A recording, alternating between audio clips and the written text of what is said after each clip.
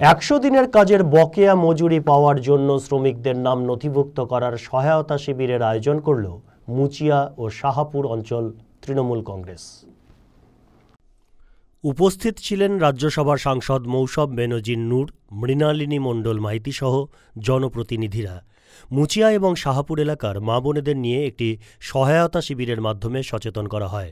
100 দিনের কাজের টাকা থেকে বঞ্চিত মানুষের নাম নথিভুক্ত করানো হয়, যাতে আগামী দিনে গরিব মানুষ তাদের পাওনা টাকা পান। মৌসম বেনজির নূর জানান, মানুষ যাতে তাদের প্রাপ্য টাকা পান সে কারণেই এই সহায়তা শিবিরের আয়োজন করা হয়েছে। এটা আমরা আমাদের সরকারের কাছে পৌঁছে দিই। তারা কি করবে সেটা কলকাতায় রাজ্য সরকারের কাছে পৌঁছে দেওয়া হবে। সেখান থেকে ডাইরেক্ট আপনাদের অ্যাকাউন্টে আপনাদের 100 দিনের কাজের টাকা যেটা আপনাদের পাওয়া না টাকা আপনাদের ডাইরেক্ট অ্যাকাউন্টে চলবে। তো এটা আমাদের মুখ্যমন্ত্রী ব্যবস্থা করেছেন। শুধু তাই নয়, অনেকে আবাস যোজনাতে নাম দিয়েছে কিন্তু টাকা ঢুকে নি, সেটাও কেন্দ্র সরকারের দেওয়ার কথা ছিল।